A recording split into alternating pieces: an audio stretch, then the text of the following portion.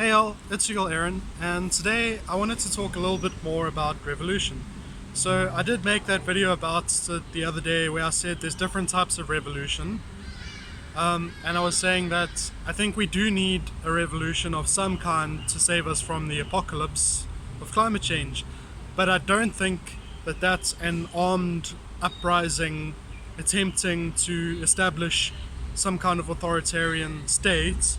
Rather, I think we need a revolution in terms of moving towards a system that is going to address what people need more. So that could be full-on socialism, or it could be something like a social democracy, which is still not perfect, but it is slightly more responsive to the desires of the people. So if we're going to have a revolution, if we want to have a revolution that is going to end in full socialism or social democracy, I think we are going to have a chance. Sorry, there's a truck just now. I don't know how it sounds, but I just personally can't think when there's like loud stuff going by. So if we're going to have a revolution that leads to either like a social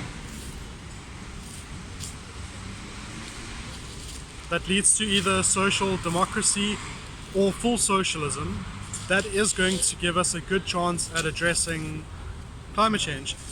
If we're going to have a revolution that gives us an authoritarian society like the USSR vibes, I think that's probably not going to do it, because either there will be a civil war vibe that delays actually working together on solving the problem, or they will succeed and be doing pretty much only as good as the previous two options I mentioned, but now with a whole bunch of extra nonsense to deal with. So yeah, so of the two options that are possible, social democracy or full socialism isn't going to happen. I'm sorry. I know, like, for people who are socialists, they want it to happen as fast as possible. Then they want to advocate for us doing it straight away, and I actually do think we need to do it straight away. And I'm going to talk in a bit about how we do that. But I don't think we can get there in the time needed, because it's not something that can happen very quickly.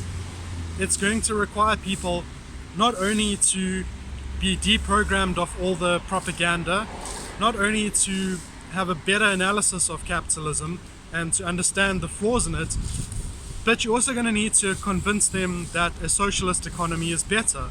And that doesn't mean convincing them that state capitalism is better than neoliberal capitalism. We can talk all day about which forms of capitalism are better than other forms of capitalism, and I'm not actually interested in that. What I'm interested in is socialism, which means no money, no bartering, no markets, no exchanging, no private property. And people generally can't even imagine what an economy like that would look like. So for us to get, not only for them to be able to imagine it, but to want it, and to want it badly enough to do something about it in 10 years, I don't see that happening. A lot of people take months, if not years, to go from thinking that capitalism neoliberal is best to thinking that other forms of capitalism was best. Never mind them going even further than that into considering socialist economies, which I consider economies that do not have money, bartering, markets, etc. Other people call things like state capitalism socialism. They call things like social democracy socialism, because it's getting closer towards the socialist way of doing things, but it isn't actually socialism. And I don't think we should give it the courtesy of calling it that when it's literally just slightly improved versions of capitalism. So I think we are going to have to rely on things being through social democracy for now. I've said that multiple times, and I'm going to keep saying it until I'm change my mind about it, I guess. But even though what we're probably going to see is social democracy, and hopefully the revolution that brings us that can be peaceful in many places, but even while we are pursuing that, we should also be pursuing full socialism. And the tactics that that entails are also peaceful and non-violent. In fact, socialists never really should be planning on uprisings, because what you want to do with socialism is you want to build your own economy that is able to sustain the people that are within that economy.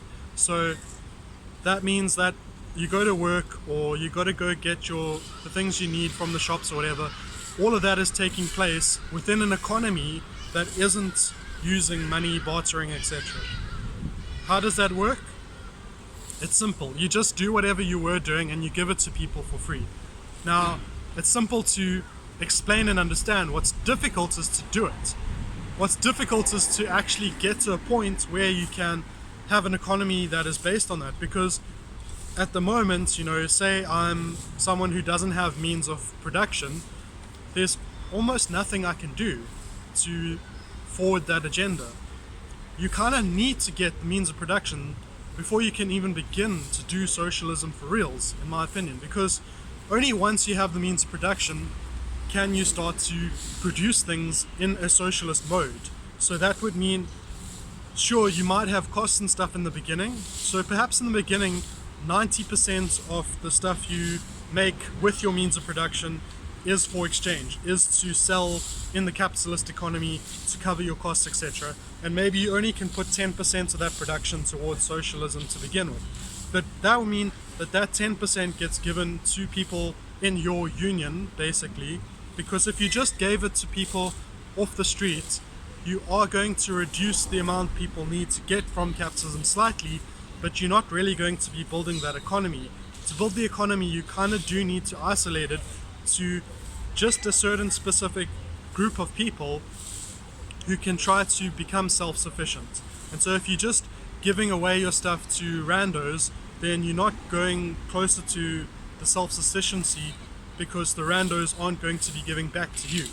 But now in your union, the people that are making use of the free stuff are also giving the free stuff. And that's why you do need to sort of contain it. But once it's contained and you need means of production and you start to produce, so you take that 10% and someone else has means of production and they're giving 10%, and when a whole lot of people are giving 10%, that starts to create a counter economy where, so maybe 10% of your fabric production is going to socialism. I'm part of your socialist union and I'm getting some of your fabric for free. I can then labor under a socialist mode, turn it into clothing, and give the clothing into people in the union also for free.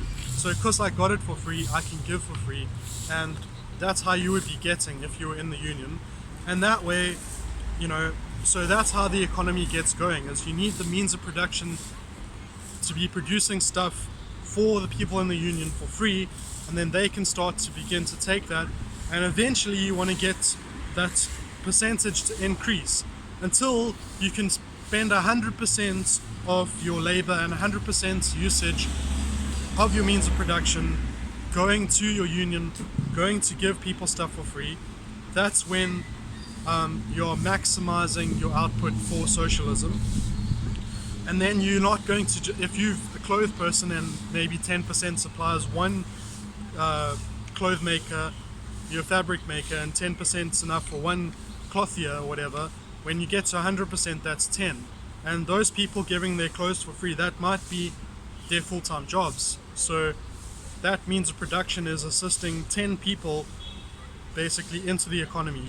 But as you might imagine, this kind of starts with farming in a way, and that's why I'm a big promoter of urban farming, because if you can take a garden and you can create enough farm produce from there, you might need greenhouses, you might need hydroponics to get your yields high enough, but if you can produce all the food for the people living on that property, then you can have, for example, an extra room that somebody could be staying in and eating off the land, and then using their labor and their time to work at something else. So they don't have to be a farmer once you've got enough food to go around for everyone, and there's food for them. And so let's say they're a programmer, they can start writing code or making games or whatever that they would make available for free, and especially for those within their union. So maybe they will write an app that would help the farmer to manage their farm better or whatever. So every time it increases, it gets better for those within it, and there's less you need to go outside of your economy into the capitalist economy for. So you need less money, and so eventually you get to self-sufficiency. And self-sufficiency, that might take 1,000 or 10,000 means of production being focused in this union together, but the gains start even with one. So even if you have one means of production, once you've covered your costs, instead of chasing profits like a regular capitalist, you chase socialism. You spend that extra and keep yourself at breaking even basically, but then pushing that money into starting up these counter economies like that don't use money, where things are given for free, and no bartering please. Like, just because we're saying make stuff for free doesn't mean you give them to get. It's not, that's still capitalism. Even though you're not using money, it's not maybe proto-capitalism, but it's the inherent model of exchange. It's production on that mode for exchange. Even if you're exchanging for other goods without a currency, that's still the wrong mode. The mode we need is where you give things for free, because when you get self-sufficiency and things are being given for free, you can actually scale that up to the entire planet. And you do that and you've basically achieved socialism planet-wide. But it can happen at the scale of a single means of production. And I would encourage anyone who has a good job to look at maybe seeing if they can find some property, some land, and farm it, and invite other socialists to stay with you there free of rent. Don't charge them rent. Let them start working towards socialism as well, and let's try and build a movement like that. Yes, we should still be voting, and then the thing is, once you've got that economy, yes, it is a threat to capitalism, because now you're able to do things ethically. There's ethical consumption, there's people working and getting the full reward of their labor.